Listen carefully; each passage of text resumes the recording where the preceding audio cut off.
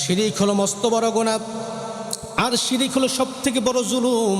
আল্লাহ পাক রব্বুল আলামিন কুরআনুল কারীমের ভিতরে বললেন, ইন্নাশ শিরকা লাযুলমুন আযীম, নিশ্চয় শিরিক হলো সবথেকে বড় জুলুম।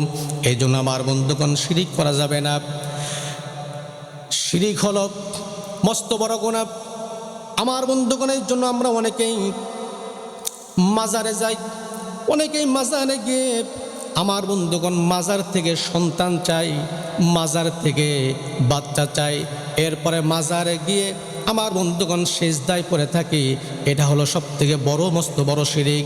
এই জন্য আমার ভাইরা, পৃথিবীর জমিনে কোনো ব্যক্তিকে যদি সেজদা করা জায়েজ থাকতো, আল্লাহ নবী বলেছেন, কোনো মানুষকে যদি সেজদা করা জায়েজ থাকতো, তাহলে আমি পৃথিবীর বাসীর জন্য বলে দিতাম, সমস্ত নারীরা যেন তাদের স্বামীর পায়ে সেজদা করে।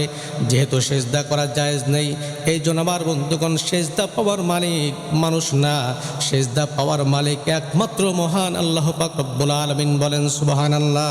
আল্লাহ নবীকেও সেজদা করা জায়েজ নাই, সেজদা করা আল্লাহ নবীকেও জায়েজ নাই, সেজদার মালিক যেহেতু আল্লাহ।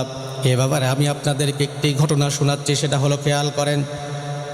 বিশ্ব নবীজি জনাবে মুহাম্মদুর রাসূলুল্লাহ সাল্লাল্লাহু আলাইহি ওয়াসাল্লাম তিনি রাস্তা দিয়ে যাচ্ছিলেন। এমন সময় একটি ইহুদি আচমকাভাবে আমার নবীজির সামনে চলে আসলো। আমার নবীজির সামনে চলে আসার পরে ইহুদি ডাক দিয়ে বলতেছেন, আব্দুল্লাহর বেটা মুহাম্মদ, তুমি কি আসলেও নবী নাকি? আমার ভাইরা, আমার নবীজি ডাক দিয়ে বললেন, ইহুদি ভাই, তুমি বললেও নবী, না বললেও নবী। আল্লাহ নবী ডাক দিয়ে বলতেছেন, ইহুদি ভাই, তুমি আচমকা আমার সামনে কেন এসেছো? কি জানতে চাও বলো, কি তোমার সমস্যা, কি প্রশ্ন আছে বলো।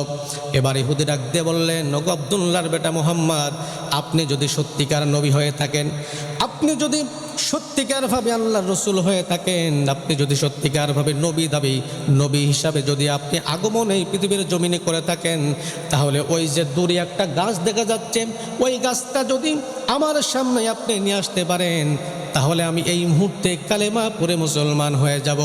আমার ভাইয়েরা, প্রতিটা নবী রসুল পয়গম্বররা যদি কোনো ব্যক্তি যদি বলতো আমরা কালেমা পড়ে মুসলমান হয়ে যাব, তাহলে প্রত্যেকটা নবী রসুল পয়গম্বররা ওই কাজগুলো করে যেতেন, যেটা জায়েজ কাজ থাকলে সেটা করে যেতেন। আমার ভাইরা, আমার নবীজি ডাক দিয়ে বললেন, ওকে ইহুদি ভাই, শুনে রাখো, তুমি যদি সত্যিকারভাবে কালেমা পড়ে মুসলমান হও, তাহলে অবশ্যই সেই গাছটা আমি তোমার সামনে নিয়ে আসব। আমার হুকুমে না, আল্লাহ পাক রব্বুল আলামিনের হুকুমে। বলেন সুবহানাল্লাহ। আল্লাহ নবী ডাক দিয়ে বললেন, ইহুদি, তোমার কথা এবং কাজের সঙ্গে মিল থাকবে তো? আমার বন্ধুগণ, ইহুদি ডাক দিয়ে বললেন, ওগো আব্দুল্লাহর বেটা মুহাম্মদ, তুমি যদি আনতে পারো অবশ্যই মিল থাকবে, তুমি গাছটাকে নিয়ে আসো। আমার নবীজি আবার আল্লাহর দরবারে হাত তুললেন যে, আল্লাহ, এই গাছটাকে আগের জায়গা নিয়ে যাও।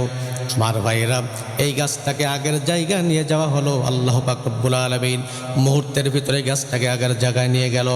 এবার ইহুদি ডাক দিয়ে বললেন, ইয়া রাসূলুল্লাহ, ইয়া হাবিবাল্লাহ, নবীজি, কাফের বেঈমান মুশরিকেরা বলেছিল আপনি নাকি পাগল, আপনি নাকি জাদুকর।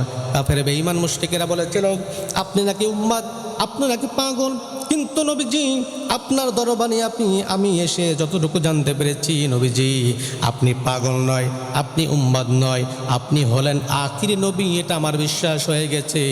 নবীজি এই মুহূর্তে কালেমা পড়ে মুসলমান বানিয়ে দেন। লা ইলাহা ইল্লাল্লাহু মুহাম্মাদুর রাসূলুল্লাহ।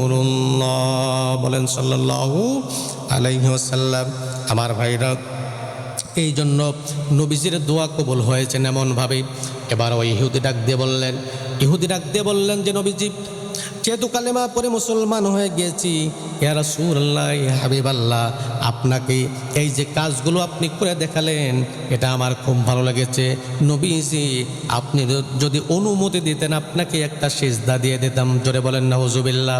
আমার নবীজি ডাক দিয়ে বললেন, গো ইহুদি, শোনো, আমাকে সিজদা দেওয়ার হুকুম আল্লাহ পাক রব্বুল আলামিন দেননি, সুতরাং আমি নবীকেও সিজদা দেওয়া জায়েজ নেই। সিজদা পাওয়ার মালিক একমাত্র মহান আল্লাহ। শিরিক মস্ত বড় গুনাহ। শিরিক যেই ব্যক্তি করবে তার সমস্ত আমল বরবাদ হয়ে যাবে।